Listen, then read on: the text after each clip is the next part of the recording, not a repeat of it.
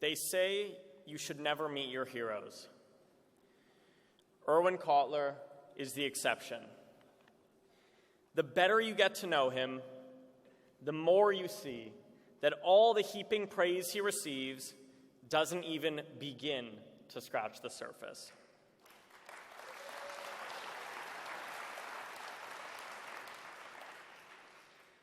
Professor Cotler is the living embodiment of the Jewish maxim, tzedek, tzedek, tirdof. Justice, justice you shall pursue. Wherever intolerance, hatred, and injustice rear their ugly heads, you will always find Irwin Cotler combating them at every turn.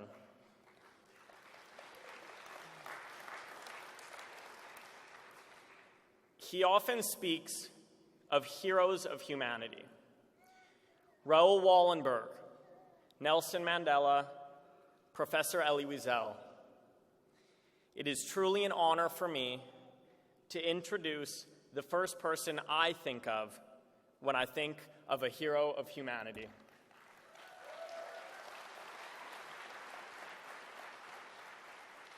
He is my moral compass, my personal hero, and he represents the very best that Canada, the Jewish people, and all of humanity has to offer. Please welcome the Honourable Irwin Cotler.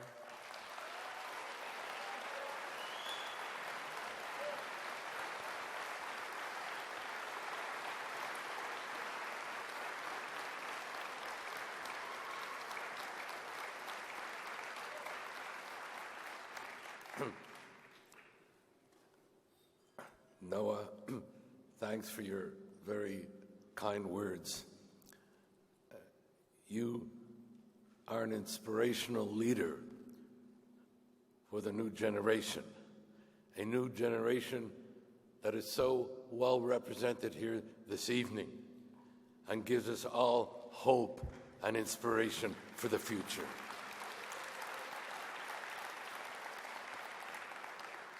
Je suis très heureux d'être ici et de participer dans la cause commune qui nous rassemble, la lutte contre la haine, contre le racisme, contre l'antisémitisme, et de cette lutte contre la haine comme la lutte pour nous-mêmes.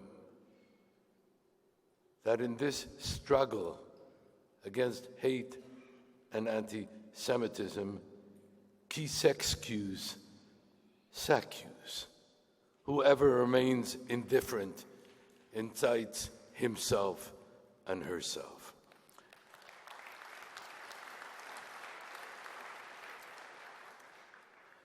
I want to express appreciation to my family, to my wife who's here this evening. As I've always said about her, she is always there in the trenches with me, though not always on the same side. But that's what it means to have an ezer kenegdo.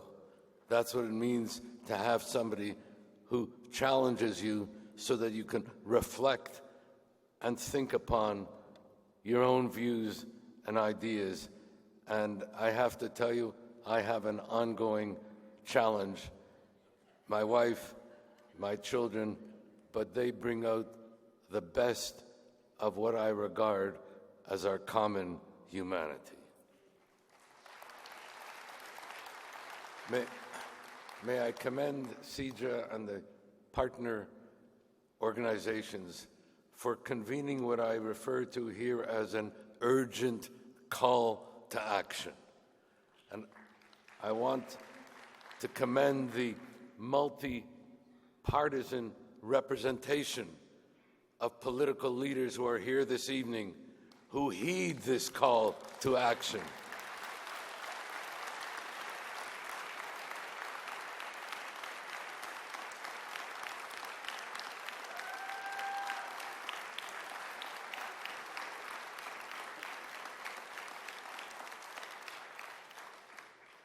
This represents the best of what Canada is all about, where we act in concert on behalf of our common humanity. We meet today at a historical inflection moment. We meet in the shadow, as it has been said, of the worst day in Jewish history since the end of the Holocaust, of bearing witness to horrors too terrible to be believed, but not too terrible to have happened. As it happened, my family and I were in Jerusalem on that fateful Saturday, October 7th. It was to be for us, as for Jewish people the world over, a particularly festive Jewish Shabbat. This was the last day of the holiday of Sukkot, a holiday where we celebrate the indigeneity of Jewish peoplehood, a holiday where we celebrate at the same time our common humanity and our mutual obligations to each other. It also fell on Simchat Torah, the day when we read the last portion of the last book of the 5 books of Moses and begin again the reading of the 5 books of Moses, celebrating again the indigeneity of our Jewish peoplehood and of the Jewish Bible. But as we were about to depart for the synagogue where we celebrated our son's marriage a week earlier in Jerusalem, the air raid sirens began.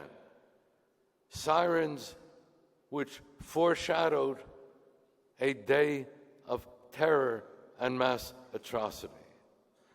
It began with the launching of hundreds of rockets targeting civilians and civilian communities. It has been said that every rocket launched is itself a war crime. But when you have a massive, premeditated launching of rockets targeting civilian communities, that's not just a war crime, though that is bad enough. That is a crime against humanity.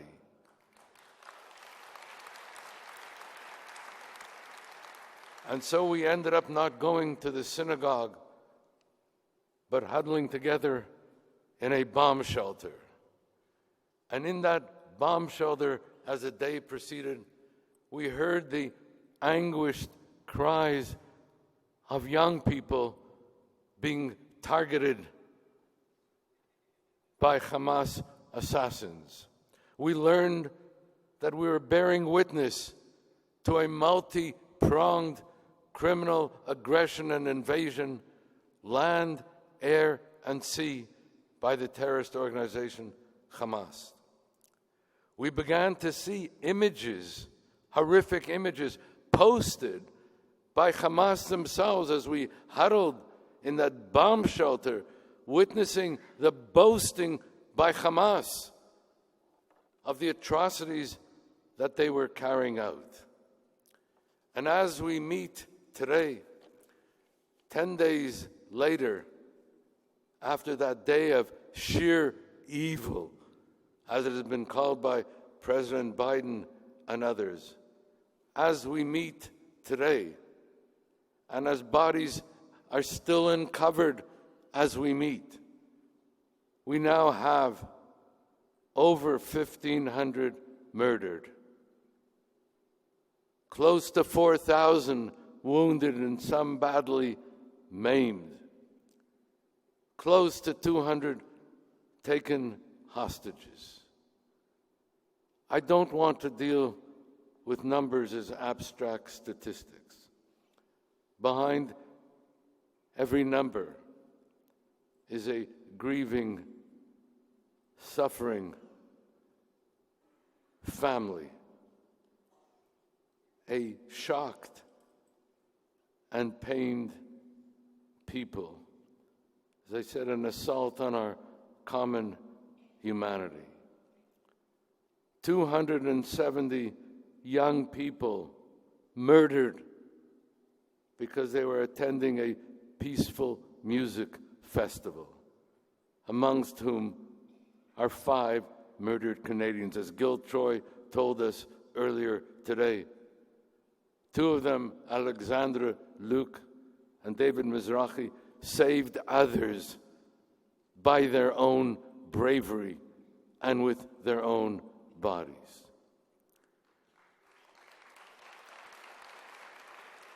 The devastation of Kibbutz Be'eri, a kibbutz I visited so many times, a peaceful kibbutz whose residents worked cooperatively with Gaza Palestinians over the years, including Vivian Silver, a Canadian Jew and long-standing friend of mine, with whom we worked together in common cause on the peace front, now one of those who has been abducted and is missing and reflects and represents the hostage community. And the devastation, it's hard to speak of it, of Kibbutz Aza, because I met with people, I saw the images.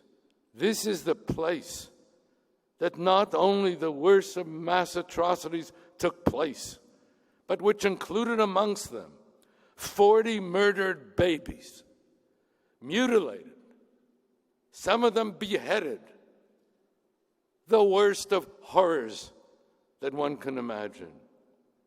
And all this by a murderous terrorist organization, Hamas. Let me say, Hamas is not just a terrorist organization. That would be bad enough.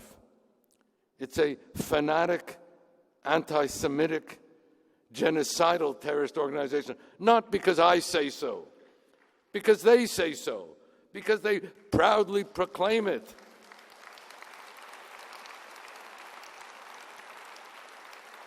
Proudly proclaim it since 1988 in their founding charter, which publicly calls for the destruction of Israel and the killing of Jews wherever they may be, and which has continued to proclaim it.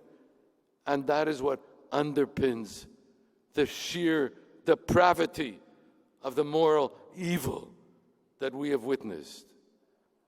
And they are aided and abetted and guided and incentivized in all this by Khamenei's Iran. And I use that term to distinguish it from the people and publics in Iran who are the continuing targets of mass domestic repression as we meet. And where the 21st century began, on January 3rd, 2000, I will never forget it, with Khamenei saying, to the indifferent reaction of the international community, that there can be no resolution to the Arab-Israeli conflict without the annihilation of the Jewish people. And repeatedly saying since then that this cancerous tumor has to be removed. This cancerous tumor, Israel, must be removed from the Middle East. And joined in this horrific incendiary incitement by the terrorist organization Hezbollah, forming the axis of evil that underpins this international criminal assault and aggression that we have been witnessing. And all this against the backdrop of a resurgent global anti-Semitism that has been metastasizing for years now. As I shared with the Prime Minister and earlier with the opposition leader, some of my principal findings as special envoy, which have included not only that we are witnessing the highest level of anti-Semitic incidences and assaults since audits of anti-Semitism began. But as the Anti-Defamation League reported just today, an alarming rise in anti-Semitism since Hamas's assaults began. You would have think it would have been the inverse. But no, we are witnessing the metastasizing of hate. A doubling, as the ADL reported, of those who believe 6 or more anti-Semitic tropes, a doubling of those numbers in the last 5 years alone. The highest level of anti-Semitic hate crimes against Canadian Jews in our history, where Canadian Jews who form 1% of the Canadian population are the targets, astonishingly enough, of 67% of religiously motivated hate crimes. And all this amidst, as we heard in the reports and the conferences today, amidst an incendiary explosion of anti-Semitic hate in the social media, where, if you take Twitter or X alone, the number of anti-Semitic hate tweets are tenfold the combination of hate tweets against the rest of the world combined. This is a hideous singling out of the Jewish people for selective opprobrium and indictment. The laundering also of anti-Semitism under the very cover of anti-racism. The laundering of anti-Semitism under universal public values. The protective cover of the UN, the authority of international law, the culture of human rights, the framework of social justice, inverting all our foundational values. And so the most disturbing finding of the 3 years, that the paradigm that we have to combat anti-Semitism from the far right and from the far left and radical Islam, while that is true, it is no longer the whole truth. One of the things that I found during my 3 years, and the most disturbing finding, has been the mainstreaming, the normalizing, the legitimation of anti-Semitism in the political culture, the popular culture, the entertainment culture, the media culture, the sports, and in particular, the campus culture, where we heard compelling testimony today. Because this is where the future leadership is being taught and bred.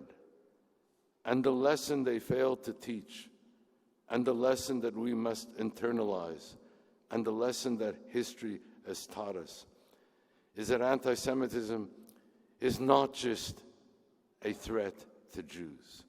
It is, as my colleague Ahmed Shahid put it in his landmark report on anti-Semitism to the UN, anti-Semitism is toxic to democracies. It's an assault on our common humanity.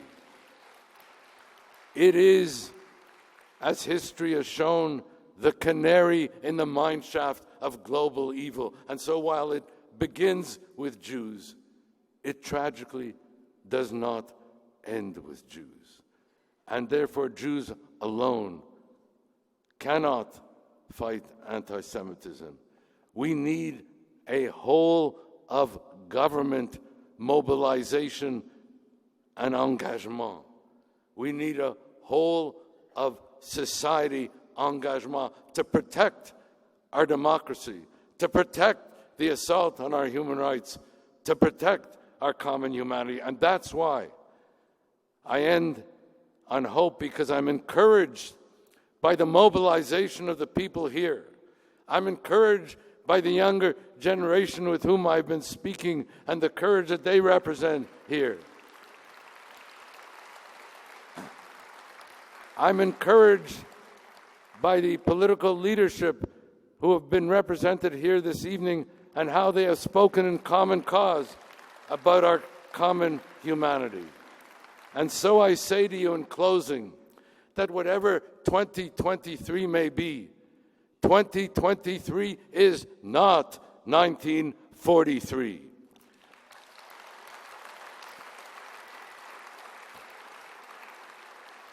There is a Jewish state as an antidote to Jewish powerlessness.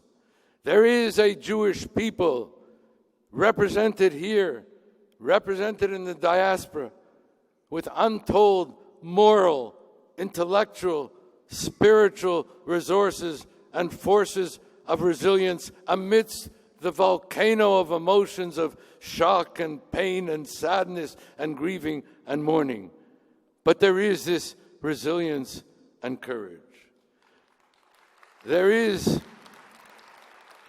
and all our speakers have mentioned it and reflected and represented all our political leadership here, there is a non-Jewish leadership and common commitment on behalf of our common humanity. And this is what gives me hope. In 1943, the Jews could not get a meeting with the President of the United States. In 2023, the President of the United States has been a leader in calling out this moral evil. In 1943, we witnessed a bystander international community.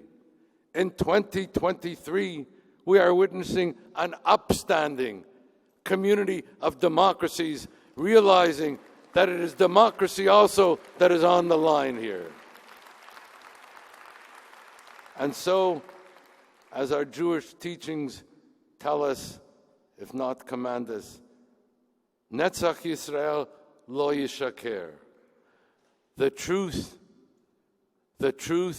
and justice will prevail. Am Yisrael Chai.